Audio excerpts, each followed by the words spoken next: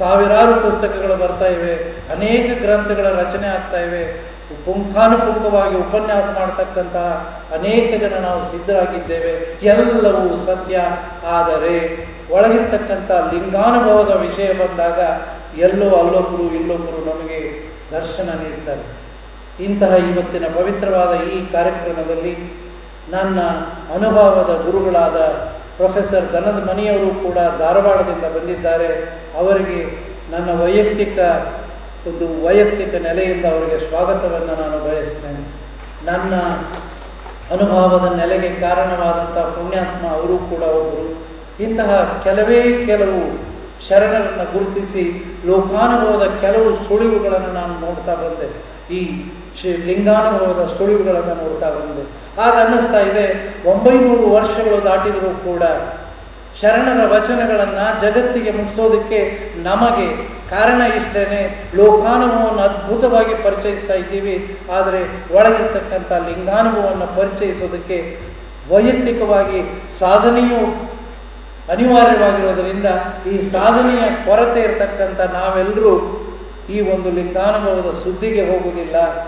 ಈ ಒಂದು ಚಿಂತನದಲ್ಲಿ ಈ ವರ್ಷದ ವಚನ ಶ್ರಾವಣದ ಪುಸ್ತಕವನ್ನು ತಾವು ಇಲ್ಲಿಂದ ನಿರ್ಗಮಿಸುವಾಗ ಎಲ್ಲರಿಗೂ ಕೂಡ ಈ ಸಣ್ಣ ಪುಸ್ತಿಕೆಯನ್ನು ನೀಡ್ತಾರೆ.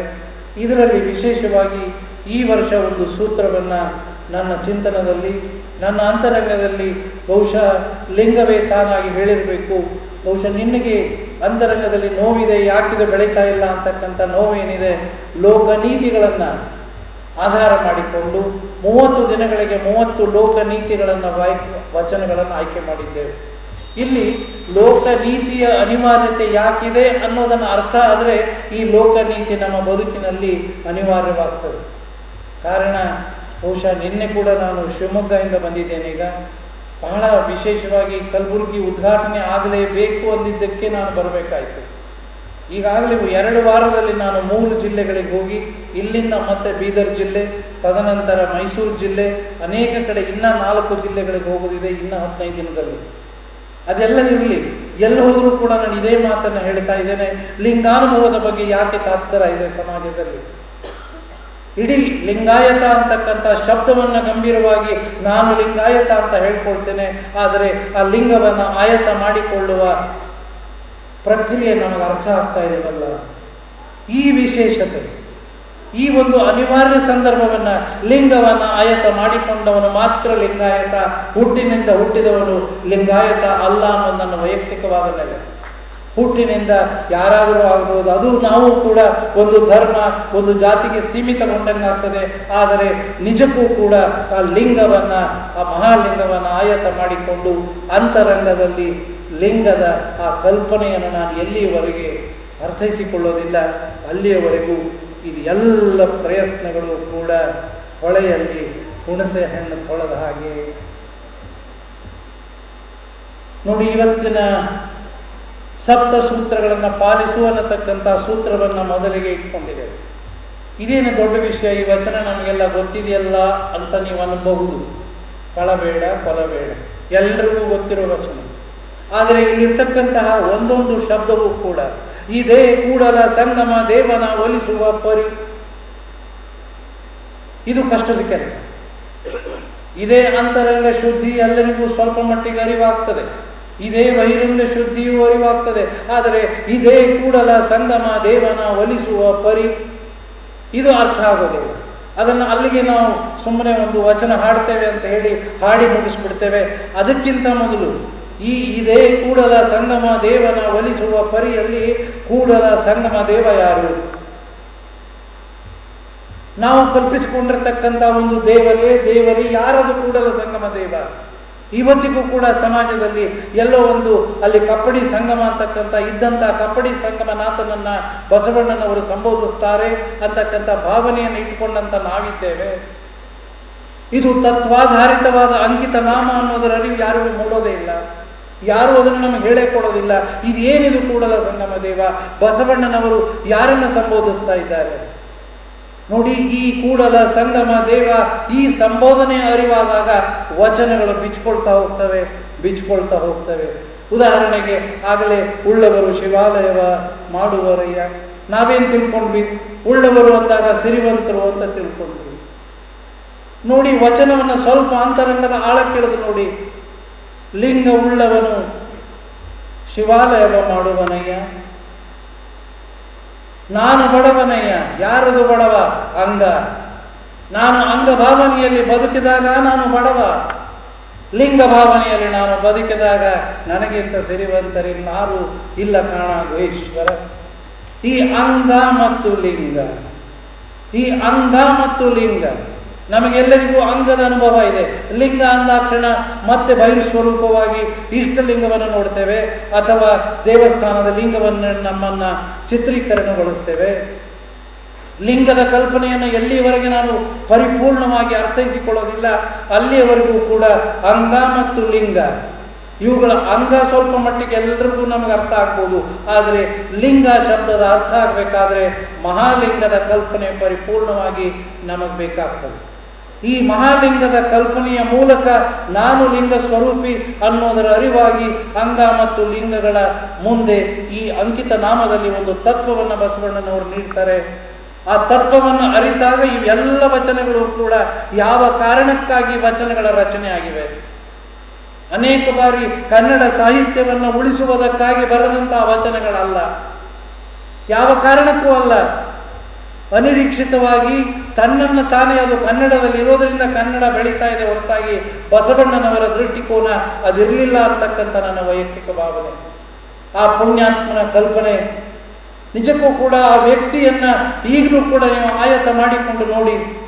ಏನಕ್ಕಾಗಿ ವಚನ ಅಂತಕ್ಕಂಥ ಈ ಪರಿಕಲ್ಪನೆಯನ್ನು ಸಮಾಜಕ್ಕೆ ನೀಡಿದರು?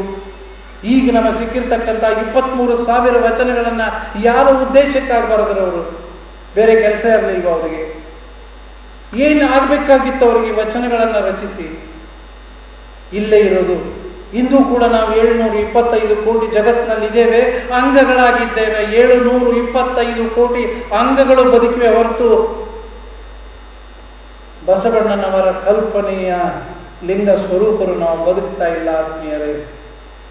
ಇದೇ ಇರೋದು ಕೂಡಲ ಸಂಗಮದಲ್ಲಿರ್ತಕ್ಕಂಥ ಏನು ಕೂಡಲು, ಯಾವುದು ಸಂಗಮ, ಯಾವುದು ದೇವ? ಏನು ಕೂಡಲು, ಯಾವುದು ಸಂಗಮ, ಯಾವುದು ದೇವ?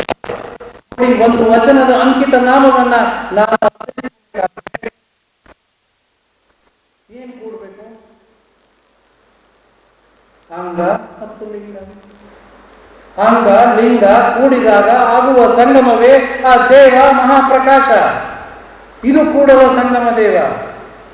ಈ ರೀತಿಯಲ್ಲಿ ನೀವು ವಚನಗಳನ್ನ ಈ ಸ್ವರೂಪದಲ್ಲಿ ಅರ್ಥ ಮಾಡ್ಕೊಂಡೋಗಿ, ಈಗ ನನ್ನ ತಲೆ ಮೇಲೆ ಬಲ್ಬ್ ಇದೆ, ಅದು ಅಂಗ, ಒಳಗೆ ಕರೆಂಟ್ ಇದೆ, ಲಿಂಗ. ಅಂಗ ಲಿಂಗ ಕೂಡಲು ಆಗುವ ಪ್ರಕಾಶವೇ ದೇವ, ಕೂಡಲ ಸಂಗಮ ದೇವ. ಅನೇಕ ಬಾರಿ ನಾವು ಬೆಳಗಿನೊಳಗಣ ಬೆಳಗು, ಮಹಾ ಬೆಳಗು ಅಂತ ಹೇಳಿ ಅರ್ಥ ಏನೋ ಆನಂದ ಪಡ್ತೇವೆ. ಈ ಶಬ್ದವನ್ನು 3 ಶಬ್ದಗಳನ್ನು ಹೇಳಿ ಯಾವುದು ಬೆಳಗು, ಯಾವ ಬೆಳಗಿನೊಳಗೆ ಯಾವ ಬೆಳಗು? ಈ ಅಂಗ ಸುಮ್ಮನೆ ಬಂದಿಲ್ಲ. ಈ ಸೃಷ್ಟಿ ಪರಮಾತ್ಮ ಅಂತಕ್ಕಂಥ ಅಖಂಡ ಚೈತನ್ಯ ಏನಿದೆ ಅದಕ್ಕೂ ಕೂಡ ಪರಮಾತ್ಮ ಅಂದಾಗ ಅವನಿಗೊಂದು ಸ್ವರೂಪವಾಗಿ ನೋಡಬೇಡಿ. ಶರಣರ ಪ್ರಕಾರ ಯಾವ ಕಾರಣಕ್ಕೂ ನೋಡಬೇಡಿ. ಬಹುಶಃ ಇವತ್ತು ಇಲ್ಲಿ ವಿಡಿಯೋ ಫೆಸಿಲಿಟಿ ಇದ್ದಿದ್ರೆ ಆ ಚಿತ್ರಣವನ್ನು ನಿಮಗೆ ತೋರಿಸ್ತಾ ಇದ್ದೆ. ನಿನ್ನೆ ಶಿವಮೊಗ್ಗದಲ್ಲಿ ಸಾವಿರಾರು ವಿದ್ಯಾರ್ಥಿಗಳಿಗೆ ತೋರಿಸಿದ್ದೇನೆ. ವಿಶ್ವದ ಕಲ್ಪನೆ ಬಸವಣ್ಣನವರ ವಿಶ್ವ ಮಾನವತ್ವ ಯಾವುದು? ಅದನ್ನು ನೋಡಿದಾಗ ನಿಮಗೆ ಅರಿವಾಗ್ತದೆ, ನಾವು ತಿಳ್ಕೊಂಡಿರ್ತಕ್ಕಂಥ ವಿಶ್ವ ಕೇವಲ ಭೌತಿಕವಾದ ಈ ಸಣ್ಣ ವಿಶ್ವವಲ್ಲ. ಆ ಸಿಡಿ ನನ್ನ ಬ್ಯಾಗ್ನಲ್ಲೇ ಇದೆ. ಇನ್ನೊಮ್ಮೆ ಬಂದಾಗ ಆ ವ್ಯವಸ್ಥೆ ಇದ್ದಾಗ ನಾನು ಮಾಡಿ ತೋರಿಸ್ತೇನೆ. ಅದನ್ನ ಒಂದೇ ಒಂದು ಇಷ್ಟಲಿಂಗವನ್ನ ಅಥವಾ ಒಂದು ಇಲ್ಲಿರ್ತಕ್ಕಂಥ ಯಾವುದೇ ಒಂದು ಗಿಡವನ್ನ 1 ಮೀಟರ್ ದೂರದಲ್ಲಿ ಫೋಟೋ ಕ್ಲಿಕ್ ಮಾಡ್ತೇನೆ, ಒಂದು ಚಿತ್ರ ಸ್ವರೂಪ ಬರ್ತದೆ. ಅದನ್ನ 10 to the power of 1 ಅಂತಾರೆ ಮ್ಯಾಥಮೆಟಿಕ್ಸ್ ಅಲ್ಲಿ. 10 ಮೀಟರ್ ದೂರದಲ್ಲಿ ಮತ್ತೊಂದು ಫೋಟೋ ತೆಗಿತೇನೆ, ಸ್ವಲ್ಪ ದೂರವಾಗ್ತದೆ. 10 to the power of 2 ಅಂದರೆ 100 ಮೀಟರ್ ದೂರದಲ್ಲಿ ತೆಗಿತೇನೆ, ಮತ್ತೆ ದೂರ ಆಗ್ತದೆ. ಆಗ ಈ ಕಟ್ಟಡ, ಈ ಕ್ಷೇತ್ರ ಕಾಣಿಸ್ಕೊಳ್ತಾ ಹೋಗ್ತದೆ. 10 to the power of 4 ಆಗ ಕಲಬುರ್ಗಿ ಎಲ್ಲ ಕಾಣಿಸೋಕೆ ಶುರು ಆಗ್ತದೆ. 10 to the power of 5 ಹೋದಾಗ ದಕ್ಷಿಣ ಭಾರತ ಎಲ್ಲ ಕಾಣಿಸೋಕೆ ಶುರು ಆಗ್ತದೆ. 10 to the power of 6 ಹೋದಾಗ ಇಡೀ ಒಂದು ಏಷ್ಯಾ ಖಂಡದ ಸ್ವರೂಪ ಕಾಣಿಸ್ಕೊಳ್ತಾ ಹೋಗ್ತದೆ. ಹೀಗೆ ಆ ಫೋಟೋಗ್ರಫಿ ಮಾಡ್ತಾ ಮಾಡ್ತಾ ಮಾಡ್ತಾ ಮಾಡ್ತಾ ಹೋಗಿ 10 to the power of 23 ಹೋದಾಗ ಚಿತ್ರ ಇಲ್ಲ, ಭೂಮಿ ಇಲ್ಲ, ಸೂರ್ಯ ಇಲ್ಲ, ಗ್ರಹಗಳು ಇಲ್ಲ, ಮಿಲ್ಕಿ ವೇ ಇಲ್ಲ, ಕೇವಲ ಒಂದು ಬಯಲಾಗಿ ಕಾಣಿಸ್ತದೆ. ಆ ಚಿತ್ರವನ್ನು ನೋಡಿದಾಗ ನಿಮಗೆ ಬಯಲಿನ ಕಲ್ಪನೆ ಬರ್ತದೆ. ಅದು ನಮ್ಮ ಕಲ್ಪನೆಗೆ ಮಿತಿಯಾದ ಚಿತ್ರವನ್ನು ಮಾತ್ರ ಇನ್ನ ಮುಂದೆ ಮುಂದೆ ಮುಂದೆ ಮುಂದೆ ಮುಂದೆ ಮುಂದೆ ನಮ್ಮ ಚಿಂತನವನ್ನು ಮೀರಿ ಹೋಗ್ತದೆ. ಹಾಗೆ ಅದೇ ಚಿತ್ರಣವನ್ನು ಮತ್ತೆ ತಿರುಗಿ ನಾನು 10⁻0 ತಂದು 10⁻⁻1 ಒಳಗೆ ಹೋಗ್ತೇನೆ, 10⁻⁻2 ಇನ್ನೂ ಒಳಗೆ ಹೋಗ್ತೇನೆ. ಹಾಗೆ ಹೋಗ್ತಾ ಹೋಗ್ತಾ ಹೋಗ್ತಾ 10⁻⁻16 ಹೋದಾಗ ಅದೇ ಬಯಲಿನ ಚಿತ್ರವನ್ನು ನೋಡ್ತೇನೆ. ಮೇಲೆ ಹೋದರೂ ಬಯಲು ಕಾಣಿಸ್ತದೆ, ಒಳಗೆ ಹೋದರೂ ಬಯಲು ಕಾಣಿಸ್ತದೆ. ಅಂತರಂಗದಲ್ಲಿಯೂ ಬಯಲು, ಬಹಿರಂಗದಲ್ಲಿಯೂ ಬಯಲು, ಬಯಲು ಬಯಲನೆ ಬಿತ್ತಿ, ಬಯಲು ಬಯಲನೆ ಬೆಳೆದು, ಬಯಲು ಬಯಲಾಗಿ ಬಯಲಾಯಿತಯ್ಯ. ಬಹುಶಃ ಪರಿಪೂರ್ಣವಾದ ಚಿತ್ರಣವನ್ನು ನೋಡಿದಾಗ ನಿಮಗನಿಸ್ತದೆ ಬಸವಣ್ಣನವರ ಕಲ್ಪನೆಯ ಆ ಮಹಾಲಿಂಗ ಎಷ್ಟು ವಿಶಾಲವಾಗಿರ್ಬೋದು. ಬಹುಶಃ ನಮ್ಮ ಈ ಪುಟ್ಟ ತಲೆ ಅದನ್ನು ಗ್ರಹಿಸೋದಕ್ಕೂ ಕೂಡ ಸಾಧ್ಯ ಇಲ್ಲ. ಅಂಥ ಮಹಾಲಿಂಗದ ಚುಳುಕಾದ ಲಿಂಗ ನಮ್ಮಲ್ಲಿದೆ. ಚುಳುಕಾದಿರಯ್ಯ ಕೂಡಲ ಸಂಗಮ ದೇವ. ಏನದು ಚುಳುಕಾದಿರಯ್ಯ? ಮಹಾಲಿಂಗದ ಆ ಒಂದು ಸ್ಫುರಣ ನನ್ನಲ್ಲಿ ಲಿಂಗವಾಗಿ ಒಳಗಿದೆ. ಅಂಗವೂ ಇದೆ, ಲಿಂಗವೂ ಇದೆ. ಅಂಗದಲ್ಲಿ ಲಿಂಗ ಇದ್ದಿದ್ದಕ್ಕೆ ನಾನು ಜೀವಂತವಾಗಿದ್ದೇನೆ. ಅಂಗದಲ್ಲಿ ಲಿಂಗ ಇಲ್ಲದೆ ಇದ್ದರೆ ನಾನು ಜೀವಂತವಾಗಿರೋದು ಸಾಧ್ಯವೇ ಇರಲಿಲ್ಲ. ಆದರೆ ನಾವು ಬದುಕುವುದು ಅಂಗ ಗುಣಗಳನ್ನು ಜಾಗೃತ ಮಾಡಿಕೊಂಡು ನಾವು ಬದುಕ್ತೇವೆ. ಅದನ್ನೇ ಲಿಂಗ ಗುಣಗಳನ್ನು ಯಾರೂ ನಾವು ಜಾಗೃತ ಮಾಡಿಕೊಳ್ಳೋದಿಲ್ಲ ಆತ್ಮೀಯರೇ. ಇದು ಎಲ್ಲಿವರೆಗೂ ನಮಗಾಗೋದಿಲ್ಲ. ಬಸವಣ್ಣನವರ ಪ್ರತಿಯೊಂದು ವಚನಗಳಲ್ಲಿಯೂ ಕೂಡ, ಬಸವಣ್ಣನವರ ಎಲ್ಲ ಶರಣರ ವಚನಗಳಲ್ಲಿಯೂ ಕೂಡ ಈ ಅಂಗ ಮತ್ತು ಲಿಂಗ, ಅಂಗಗುಣಗಳಿಂದ ದೂರವಾಗು ಪ್ರಶ್ನೆ ಇಲ್ಲ, ಲಿಂಗದಲ್ಲಿ ಲೀನವಾಗು. ಅಂಗ ಲಿಂಗ ಒಮ್ಮೆ ನಿಮ್ಮ ಒಂದು ಹನಿ ನೀರು ಹೋಗಿ ಸಮುದ್ರದಲ್ಲಿ ಬಿದ್ದಾಗ ನೀವು ಸಮುದ್ರ ಹತ್ತಿರಿ ಹೊರತು ಹನಿ ಕಾಣೋದಿಲ್ಲ. ಹಾಗೆ ಈ ಅಂಗ ಮಹಾಲಿಂಗದಲ್ಲಿ ಸೇರಿ ನೀನು ಪರಿಪೂರ್ಣವಾದ ಲಿಂಗವಾಗು ಅಂತಕ್ಕಂಥ ಅದ್ಭುತವಾದ ತತ್ವ ಬಹುಶಃ ಯಾವ ಜಗತ್ತಿನ ಯಾವ ಮೂಲೆಯಲ್ಲಿ ಇಷ್ಟು ಸರಳವಾಗಿ ಅಂಗ ಮತ್ತು ಲಿಂಗ ಕೂಡಲು ಆಗುವ ಸಂಗಮವೇ ದೇವ ಅಂತಕ್ಕಂಥ ತತ್ವವನ್ನು ನೀಡಿದ್ದಾರೆ. ಇಂಥ ತತ್ವವನ್ನು ನೀಡಿದರೂ ಕೂಡ ನಮಗೆ ಅರಿವಾಗ್ತಾ ಇಲ್ಲ. ಈ ಕೂಡಲ ಸಂಗಮ ದೇವ ಈ ಅಂಗ ಮತ್ತು ಲಿಂಗಗಳನ್ನು ಸಮೀಕರಿಸುವ ಪ್ರಯತ್ನ ನಮಗೆ ಗೊತ್ತಿಲ್ಲ, ಸಾಧನೆಯ ಅರಿವಿಲ್ಲ. ಇದೆಲ್ಲವನ್ನು ನೋಡಿದಾಗ ಈ ವಚನಗಳ ಸಪ್ತ ಸೂತ್ರಗಳನ್ನು ಪಾಲಿಸುವಂದಾಗ ಇಡೀ 30 ವಚನಗಳ ಆಧಾರವೇ ಲೋಕನೀತಿ ಇದೆ. ಎಲ್ಲ ವಚನಗಳಲ್ಲಿ ಶುದ್ಧಿ ಶುದ್ಧಿ ಶುದ್ಧಿ ಶುದ್ಧಿ. ಎಲ್ಲಿಯವರೆಗೆ ನಿಮ್ಮ ಅಂಗ ಶುದ್ಧಿ ಆಗುವುದಿಲ್ಲ, ನೀವು ಲಿಂಗ ತತ್ವಕ್ಕೆ ಇಳಿಯೋದಕ್ಕೆ ಸಾಧ್ಯವೇ ಇಲ್ಲ. ಕಾರಣ ಒಳಗಿರ್ತಕ್ಕಂಥ ಲಿಂಗ ಪರಿಪೂರ್ಣವಾದ ಶುದ್ಧ ಸ್ಥಿತಿಯಲ್ಲಿರೋದ್ರಿಂದ ಇದು ಒಂದು ಕವಚವಾಗಿ ನಿಮ್ಮ ಅಶುದ್ಧಿಗಳು ನಿಮ್ಮನ್ನು ಅಂಗಕ್ಕೆ ತಳ್ತವೆ ಹೊರತು ಲಿಂಗಕ್ಕೆ ತಳ್ಳೋದಕ್ಕಾಗೋದಿಲ್ಲ. ಯಾವ ಕ್ಷಣದಲ್ಲಿ ನೀವು ಪರಿಪೂರ್ಣವಾಗಿ ಶುದ್ಧೀಕರಣಗೊಳ್ತೀರಿ, ಕೇವಲ ಬಹಿರಂಗದ ಶುದ್ಧೀಕರಣ ಅಲ್ಲ. ಇವತ್ತು ಕ್ಲೀನ್ ಇಂಡಿಯಾ ಅಂತಕ್ಕಂಥ ಮೂಮೆಂಟ್ ತಗೊಂಡು ಪರಕೆ ಹೊಡೆದಿದ್ರೆ ಬಹಿರಂಗದ ಚಲುವಲ್ಲ. ಬಹಿರಂಗದ ಚಲುವು ಕೇವಲ ನಾಗರಿಕತೆ. ಈ ಅಂತರಂಗದ ಚಲುವೇನಿದೆ, ಈ ಅಂತರಂಗದ ಚಲುವು ಯಾವುದಿದು? ಇದು ಲಿಂಗದ ಚಲುವು. ಅದನ್ನು ನಾನು ಜಾಗೃತ ಮಾಡಿಕೊಂಡು ಅಂತರಂಗ ಶುದ್ಧಿ ಮತ್ತು ಬಹಿರಂಗ ಶುದ್ಧಿ ಎರಡೂ ಕೂಡಲು ಆಗುವ ಸಂಗಮವೇ ದೇವನಾಗ್ತಾನೆ. ನಿಮ್ಮಲ್ಲಿ ಪ್ರತಿಯೊಬ್ಬರಲ್ಲಿಯೂ ಕೂಡ ಅಂತರಂಗ ಶುದ್ಧಿ ಪರಿಪೂರ್ಣವಾಗಬೇಕಾದ್ರೆ ಈ ತತ್ವಗಳನ್ನು ಸಪ್ತ ಸೂತ್ರಗಳನ್ನು ಕೊಡ್ತಾರೆ. ಕಳಬೇಡ, ಕೊಲಬೇಡ, ಹುಸಿಯ ನುಡಿಯಲು ಬೇಡ. ಕಾರಣ ನಾನು ಅಂಗವಾಗಿ ಸುಳ್ಳು ಹೇಳ್ತಾ ಇರ್ತೇನೆ, ಅಂಗಕ್ಕಾಗಿ ನಾನು ಸುಳ್ಳು ಹೇಳ್ತೇನೆ. ಲಿಂಗಕ್ಕೇನು ಅದೆಲ್ಲ ಅನಿವಾರ್ಯತೆಯೂ ಇಲ್ಲ, ಅವಶ್ಯಕತೆಯೂ ಇಲ್ಲ, ಯಾವುದೂ ಕೂಡ ಅವಶ್ಯಕತೆ ಇಲ್ಲ. ಇದು ಅಂಗ ಲಿಂಗ ಅಂತಕ್ಕಂಥ ಹಿನ್ನೆಲೆಯಲ್ಲಿ ವಚನಗಳನ್ನು ನೋಡ್ತಾ ಹೋಗಿ ನಿಮಗೆ ಅರ್ಥ ಆಗ್ತಾ ಹೋಗ್ತವೆ ವಚನಗಳು. ಯಾವ ಕಾರಣಕ್ಕಾಗಿ ನಾನು ಶುದ್ಧಿ ಇರಬೇಕು. ನಿನ್ನೆ ಕೂಡ ನಾನು ಬೆಂಗಳೂರಿನಿಂದ ರಾತ್ರಿ ರೈಲಿನಲ್ಲಿ ಬರುವಾಗ ನಮ್ಮೊಡನೆ ಒಬ್ಬ ಯಂಗ್ಸ್ಟರ್ ಕಲಬುರಗಿಯವನು ಕೂತಿದ್ದ. ನಾವು ಬಸವ ತತ್ವದವ್ರಿ, ಆದರೆ ಬಸವ ತತ್ವದ ಬದುಕಕ್ಕೆ ಭಾಳ ಕಷ್ಟ ಐತ್ರಿ, ನಮಗೇನಾಗಿಲ್ಲ ಬಿಡ್ರಿ. ಅದು ಏನು ಅರ್ಥ ಇದೆ? ಬಸವ ಅಂತಕ್ಕಂಥ ಶಬ್ದವನ್ನು ಹೇಳೋದಕ್ಕೆ ಇಂಥವರು ನಾಲಾಯಕ್ ಅಂತ ನಾನು ಶಬ್ದ ಬಳಸ್ತೇನೆ. ಬಸವಣ್ಣನ ಹೆಸರು ಕೂಡ ತೆಗೆಯೋದಕ್ಕೆ ಅಧಿಕಾರ ಇಲ್ಲ. ಎಲ್ಲಿಯವರೆಗೆ ನಿಮ್ಮಲ್ಲಿ ಅಂತರಂಗ ಮತ್ತು ಬಹಿರಂಗ ಶುದ್ಧಿ ಪರಿಪೂರ್ಣ ಆಗೋದಿಲ್ಲ, ಸಾಧ್ಯವೇ ಇಲ್ಲ. ಬಸವಣ್ಣನವರನ್ನ ಹೆಸರನ್ನು ತಗೊಳ್ಳೋದು ಕೈ ಬಿಟ್ಟರೆ ಸಾರ್ಥಕ.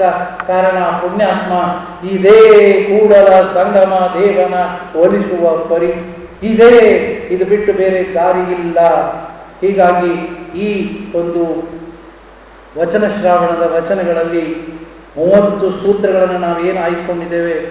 ಮೊದಲನೆಯದಾಗಿ 7 ಸೂತ್ರಗಳನ್ನು ಬದುಕಿನಲ್ಲಿ ಪಾಲಿಸು.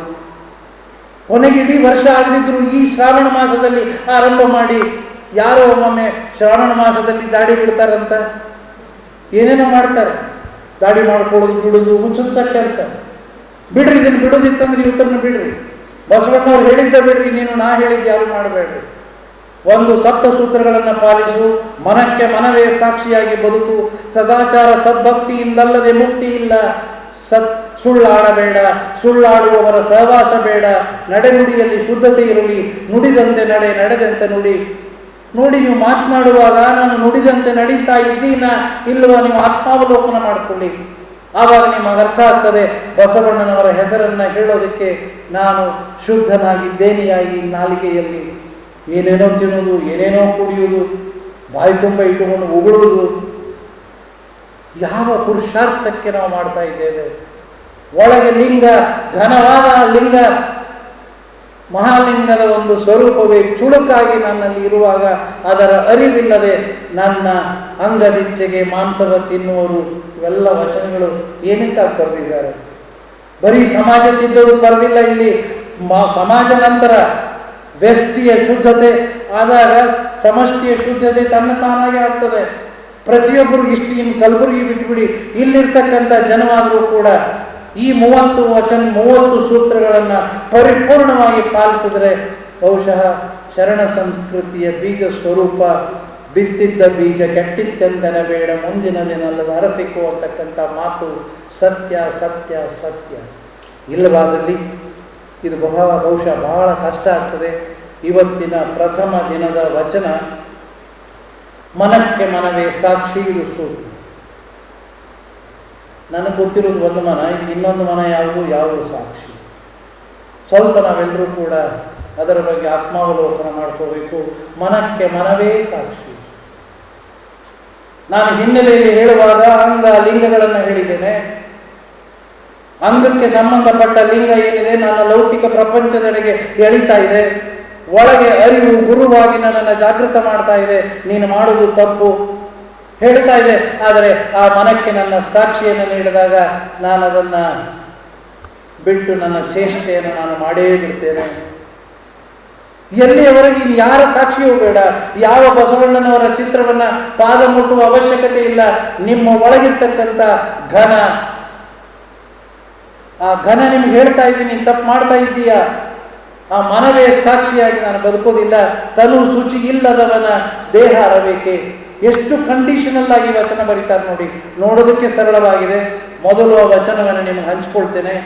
ತನು ಶುಚಿ ಇಲ್ಲದವನ ದೇಹ ಅರಬೇಕೆ, ದೇವರು ಕೊಡನೆಂಬ ಭ್ರಾಂತದೇಕೆ, ಮನಕ್ಕೆ ಮನವೇ ಸಾಕ್ಷಿ ಸಾಲದೆ ಲಿಂಗ ತಂದೆ. ಹೇಗೆ ಮನ ಹಾಗೆ ಘನ ತಪ್ಪದು ಕೂಡಲ ಸಂಗಮ ದೇವ. ಈ ವಚನವನ್ನು ಅರ್ಥೈಸ್ಕೋಬೇಕಾದ್ರೆ ತನು ಶುಚಿ ಇಲ್ಲದವನ ದೇಹ ಅರಬೇಕೆ. ಸೃಷ್ಟಿ ನಮಗೆಲ್ಲರಿಗೂ ಕೂಡ ಪ್ರಸಾದವನ್ನು ನೀಡ್ತಾ ಇದೆ. ಯಾವ ಕಾರಣಕ್ಕೆ ಪ್ರಸಾದ ನೀಡಬೇಕು ನಮಗೆ? ನಾನು ಅಶುದ್ಧನಾಗಿ ಬದುಕ್ತಾ ಇದ್ದೇನೆ. ತನು ಶುಚಿ ಇಲ್ಲದವನಿಗೆ ದೇಹದ ಆಹಾರವೇಕೆ? ಆ ಪರಮಾತ್ಮನ ಪ್ರಸಾದ ಏಕೆ ಬೇಕು ನಿಮಗೆ? ನೀವು ಇದ್ರೆಟ್ಟು ಸತ್ತರೆಟ್ಟು. ನಿಮಗೆ ನುಡಿ ಕಟುವಾಗಿ ಕಾಣಬಹುದು, ಆದರೆ ಬಸವಣ್ಣನವರ ನುಡಿ ಅದರಲ್ಲಿ ಅಡಕವಾಗಿದೆ. ಆದರೆ ಪುಣ್ಯಾತ್ಮ ಎಲ್ಲವನ್ನ ಸೌಜನ್ಯದ ರೀತಿಯಲ್ಲಿ ಬರೀತಾರೆ. ಆ ಸೌಜನ್ಯತೆಯಲ್ಲಿ ಇಲ್ಲ ಹಂಗೇನು ಹೇಳಿಲ್ಲ ಅಂತಕ್ಕಂಥ ಭಾವನೆ ಅಲ್ಲ. ನೀವು ಆ ಪರಮಾತ್ಮನ ಸೃಷ್ಟಿಯ ಪ್ರಸಾದವನ್ನು, ಮಹಾಲಿಂಗದ ಪ್ರಸಾದವನ್ನು ಈ ಕ್ಷಣದಲ್ಲಿ ಊಟ ಮಾಡಬೇಕಾದ್ರೆ ತನು ಶುಚಿ ಇಲ್ಲದವನಿಗೆ ದೇಹ ಆರಬೇಕೆ. ಆ ಪರಮಾತ್ಮನಿಗೆ ಬೇರೆ ಕೆಲಸ ಇಲ್ವಾ? ಇದೆಲ್ಲ ಊಟಕ್ಕೆ ಮಾಡಿ ಇಷ್ಟು ಜನಕ್ಕೆ, 725 ಕೋಟಿ ಜನಕ್ಕೆ ಯಾವ ಅಧಿಕಾರ ಇದೆ ನಿಮಗೆ ಊಟ ಮಾಡೋದಕ್ಕೆ? ಆ ಪ್ರಸಾದವನ್ನು ತೆಗೆದುಕೊಳ್ಳೋದಕ್ಕೆ ಯಾವ ಅಧಿಕಾರ ಇದೆ? ನಿಮ್ಮನ್ನು ನೀವು ಅದನ್ನು ಪ್ರಶ್ನೆ ಮಾಡ್ಕೋಬೇಕು. ನನಗೆ ಅಧಿಕಾರ ಇದೆಯಾ? ನೀವೇನಾದರೂ ಹುಟ್ಟಿಸ್ಕೊಳ್ತೀನಿ ನೋಡೋಣ. ಸೃಷ್ಟಿಯ ಆ ಮಹಾಲಿಂಗದ ಪ್ರಸಾದವನ್ನು ಹೊರತುಪಡಿಸಿ ನೀವು ಬದುಕಬೇಕು ಅಶುದ್ಧವಾಗಿ. ನೀವೇನಾದರೂ ತಿಂದು ಬದುಕಿ ಆಗುತ್ತಾ? ಏನಾದರೂ ನಾವು ಒಂದು ಕಾಲನ್ನು ಕೂಡ ಸೃಷ್ಟಿ ಮಾಡೋದಕ್ಕೆ ಸಾಧ್ಯ ಇಲ್ಲ. ಪರಮಾತ್ಮ ಯಾವುದೋ ಉದ್ದೇಶಕ್ಕಾಗಿ ಆ ಮಹಾಲಿಂಗ ಕೊಟ್ಟಂಥ ಪ್ರಸಾದವನ್ನು ದೇಹ ಅರಬೇಕೆ, ದೇವರು ಕೊಡನೆಂಬ ಪ್ರಾಂತದೇಕೆ, ಇಂತಹ ಅಶುದ್ಧವಾದ ಜೀವನವನ್ನು ಮಾಡಿ ಅಲ್ಲಿ ಒಳಗಿರ್ತಕ್ಕಂಥ ಲಿಂಗ ನನಗೇನೂ ಮಾಡಲಿಲ್ಲ ಅಂದರೆ ಏನು ಅರ್ಥ? ಏನು ಅರ್ಥ ಇದೆ ಹೇಳಿ ನೋಡೋಣ. ದೇವರು ಕೊಡನೆಂಬ ಪ್ರಾಂತದೇಕೆ ಅಂತಕ್ಕಂಥ ಮಾತು ಮನಕ್ಕೆ ಮನವೇ ಸಾಲದೆ ಲಿಂಗ ತಂದೆ ಪ್ರತಿ ಕ್ಷಣದಲ್ಲಿಯೂ ಕೂಡ ಒಳಗಿರ್ತಕ್ಕಂಥ ಗುರುವನ್ನು, ಅರಿವೆಂಬ ಗುರುವನ್ನು ಜಾಗೃತ ಮಾಡಿಕೊಂಡು ನಾವು ಆ ಅರಿವಿಗೆ ಸಾಕ್ಷಿಯಾಗಿ ಬದುಕತಕ್ಕಂಥ ಪ್ರಯತ್ನ ನಿರಂತರ ಮಾಡಬೇಕು.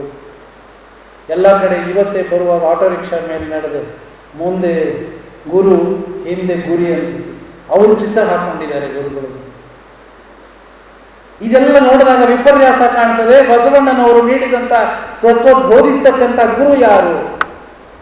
ನಾವು ಈ ಪೀಠಕ್ಕೆ ಸಂಬಂಧಪಟ್ಟವರು ಇಲ್ಲ, ನಾವು ಆ ಮಠದ ಪರಂಪರೆಯಲ್ಲಿ ನಾವು ಬದುಕ್ತಾ ಇದ್ದೇವೆ. ಏನಿದು?